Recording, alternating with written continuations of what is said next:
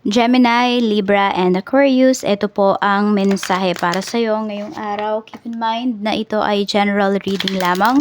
So, hindi lahat ay makaka-relate, so be open-minded. Sa mga hindi pa po nakasubscribe dito sa ating channel, please subscribe na po kayo.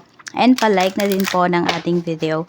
At sa mga nais pong mag-avail ng ating private readings, ng ating Evil Eye Amulet Necklace at ng ating Tears Bracelet, makikita nyo po yung link sa description box. Tarot Intentions by Aliana Reyes. Okay? We have Mosaic number 18. Let chance play its creative role in your life. Ayan. So, marami ba dito? Ano ba? Nakaplano ba? Kunwari, ngayong araw na to, nakaplano ba lahat ng gagawin ninyo? Minsan, sinasabi dito ni Universe na kahit planano mo yan, di ba? Siya pa rin ang masusunod.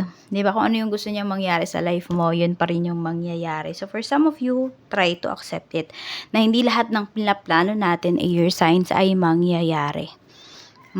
Kailangan natin maging open-minded. Check natin ano pa yung mensahe para sa'yo ngayong araw na ito.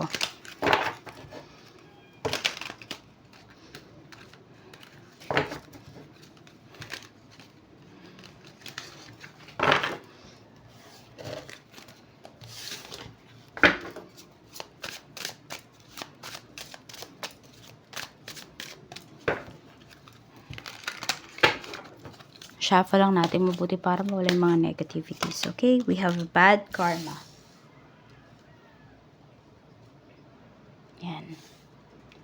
So, pwedeng yung iba sa inyo, ayan, yung mga nakasakit sa inyo, your signs, kinakarma na po. At kung meron naman kayong taong napaiyak dito, okay, pwedeng kayo din naman ngayon ay dumaranas ng karma. Sabi kasi, sometimes, no, alam mo yun, hindi tinitingnan ni karma kung sino yung tama, sino yung mali. Kung sino yung nagpaiyak, sino yung nanakit. Kunwari, di ba, may nanakit sa inyo, tapos ginantihan ninyo, yun, pwedeng kayo yung makakarma. Kaya, kung may nakapanakit sa inyo, good thing ba yung ibabalik mo dun sa tao na yon, or na lang, hindi mo na lang siya talaga papansinin. Ganun yung gawin mo. Oo. Kaya tingnan nyo minsan, di ba? Tinatanong nyo yung sarili ninyo. Naging mabait naman ako. Pero hindi mo alam na meron ka palang napaiyak. Di ba? Meron ka palang nasaktan. Some of you are unaware. Kaya nagtataka yung iba sa inyo. Bakit ganun? Good things naman yung ginagawa ko, pero bakit puro ganito yung nangyayari sa buhay ko? So, tignan nyo rin, sino ba yung mga taong napaiyak ninyo? Pwedeng parents nyo. Hindi nyo sila sinaktan talaga na, na directly, no? Pero pwedeng may mga nasabi kayo sa kanila, may mga ginagawa kayo na nasasaktan sila. Tipong ganon. Kaya, reviewin nyo din, 'di ba, yung life ninyo. Yan po, magmuni-muni kayo dito kung ito yung nararamdaman ninyo, no? Na parang wala nang nangyayaring maganda sa life ninyo, your signs. We have fake smiles.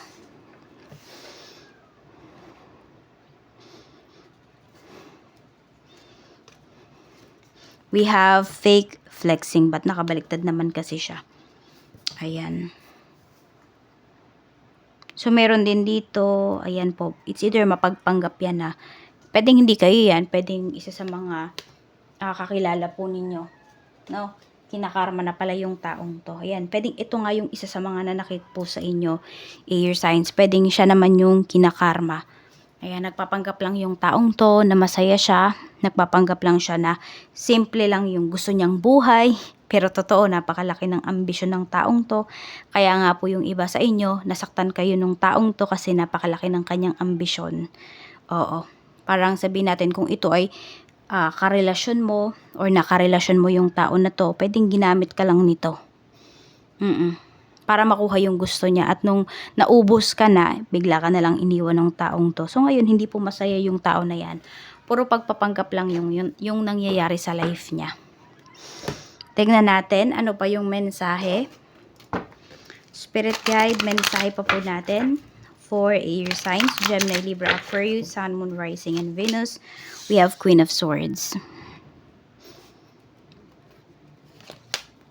strength. Yan, pinapatatag mo talaga yung isipan mo. We have Queen of Cups. Yung mind and and emotions mo. Ayan o, tignan mo, mas mataas yung mind mo, 'di ba? Kaysa dito sa emotions mo. So, pwedeng binabalance mo yan or talaga po na mas ginagamit mo yung isipan mo ngayon. Tignan natin. Parang ayaw mo na ulit na maloko ka ng taong to. Tignan natin. Pwede rin yung iba sa inyo ngayong araw, no? Medyo nag-overthink kayo. Nag-overthink kayo kasi ito, nagiging emotional naman yung iba sa inyo. Check natin sa mga nag-apply ng visa. Check natin kung yan ba ay ma-approve ngayong bago matapos ang November. Tingnan po natin kung yan ba ay ma-approve. Ma-approve ba yan?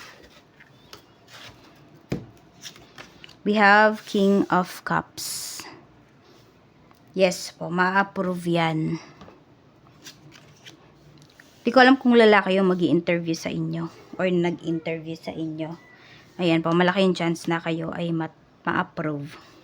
Claim nyo na yung positive energy na yan. Sa mga, naman po, mga may utang, no? Makabayad na ba kayo bago matapos ang buwan? Hindi pa po. May stress pa kayong pagdadaanan dito. Hindi po lahat ng utang ninyo ay mababayaran ninyo.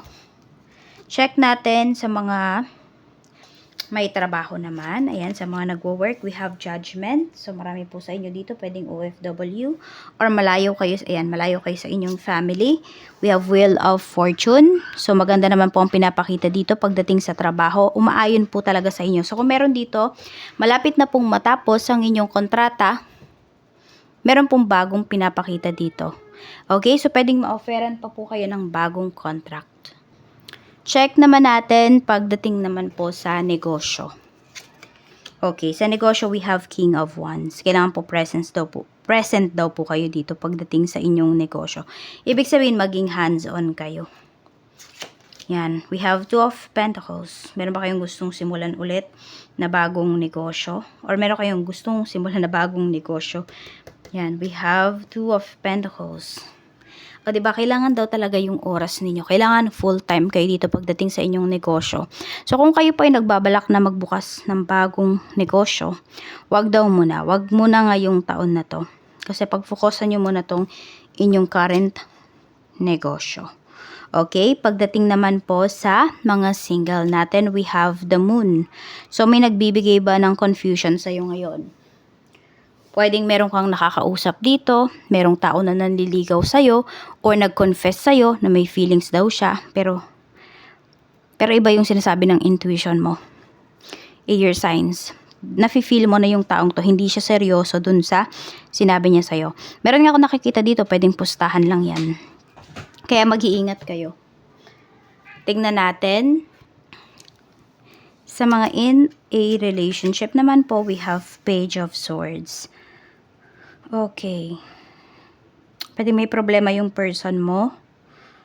Iniiwasan ka niya ngayon. Ayan. Parang pag nag-uusap kayo, nangyayari lang ay puro pagtatalo. Yan po. Siguro, ayan, namamroblema yung person mo. Baka siya yung marami ditong plano. Pero hindi tumutugma sa kanya yung mga plano niya. Yung sitwasyon ba. Kaya nafa-frustrate siya. At pag nag-uusap kayo, pwedeng sa'yo niya nabubunton yung kanyang frustrations. Kaya pwedeng umiiwas muna siya sa'yo ngayon. Sa mga married naman, sa mga nagli-live-in, we have Page of Wands. Okay. So, meron naman dito pwedeng nagiging selfish. Parang sarili niya lang yung iniintindi niya. Meron po dito Page of Wands. Oo. Or meron dito, pwedeng nagpapa-fresh. Ayan, nagpapa-fresh yung energy natin dito. So, pwede po na, ayan po. Yan. Diba? Pwedeng bibigyan ka ng pera ng asawa mo para mag-shopping, para magpa-kulay ng buhok, magpa-ribbon, tipong ganyan. Magpa-massage. So, pwedeng ipapamper po kayo dito ng asawa ninyo ngayon. Ayun, kaya parang ang labas makasarili. Siguro yan yung nakikita ng mga tao, 'di ba? Kasi di nila naintindihan eh. Bakit ka ba nagpapaganyan? Ano naman yan, may permiso yan ang asawa mo. Tipong ganyan po. Or meron dito, pwedeng nakikita kayo ng mga tao sa paligid ninyo, no, na lagi kayong kasama mo your friends, kasama mo yung mga kaibigan mo. So, sinasabi nila, irresponsible ka, ganyan. Ayan, or yung asawa mo, yung sinasabihan nila ng ganun. Di nila naintindihan na pinayagan mo. Or pinayagan ka ng asawa mo, nakasama yung mga friends mo, tipong ganyan po. Oo, so okay lang. Ayan, madami kasing judgmental dito sa paligid nyo eh. Oo. So, yan lang po. Maraming salamat. As long as nagkakaintindihan po kayo ng asawa mo, walang problema yan. Yan lamang po. Maraming salamat. Ingat po kayo always and more blessings to come.